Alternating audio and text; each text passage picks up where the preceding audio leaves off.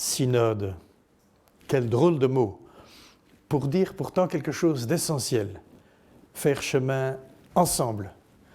Le pape François nous invite à une église plus synodale, une église où tous partagent la mission, tous y participent, tous vivent en communion.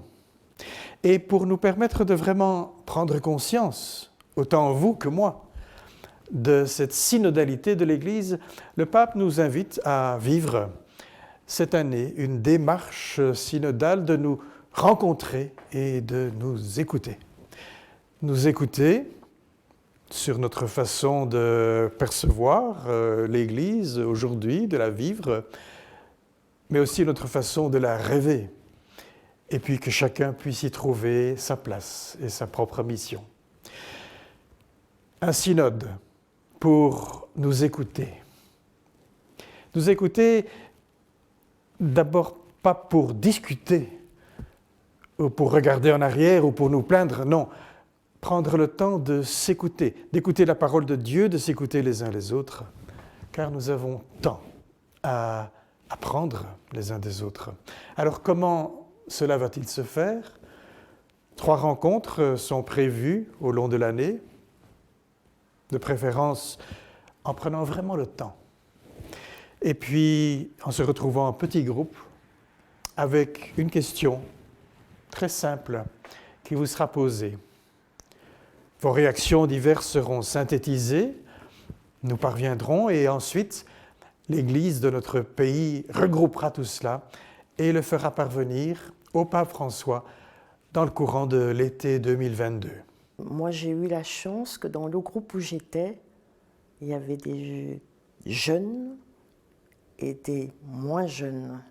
Donc, on avait 2 visions, justement, là, de l'Église. Donc, un témoignage, moi, qui m'a beaucoup marqué et je pense qu'il a fait aussi du bien à notre groupe. C'est une jeune femme divorcée, mais qui n'était même pas sûre de venir à cette rencontre. On disait, ce n'est pas pour moi, parce que étant divorcée, je suis rejetée de l'Église, donc je n'ai rien à faire là. Donc on l'a quand même convaincue de venir, donc elle a fait son témoignage, et on a tous été vraiment, on a respecté, c'était vraiment l'écoute. L'écoute. Personne, aucun de nous n'a posé de questions en disant « mais pourquoi, mais comment ?» Elle a raconté, elle a pleuré, on a été tous touchés et à la fin, elle nous a remerciés. Parce qu'en fait, c'est ce qu'elle attend de l'Église. Voilà, c'est-à-dire cette écoute-là. Et on a accueilli sa souffrance sans jugement, c'est surtout ça, sans jugement, sans débat. Et pour moi, ça a été une première, vraiment ce qu'on attendait, quoi. Parce que ça a été bien préparé et les règles ont été bien posées et ça a permis vraiment d'aboutir à quelque chose de merveilleux. Oui. Chers amis, je compte vraiment sur vous pour participer à cette démarche et aussi pour y entraîner des personnes qui sont peut-être plus éloignées de l'Église et qui ont aussi leur mot à dire.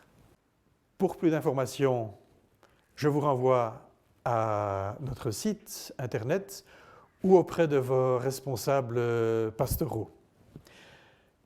Je me réjouis de vous retrouver tous le 4 juin 2022 pour l'aboutissement de cette démarche synodale à Bruxelles. Bonne route, à bientôt.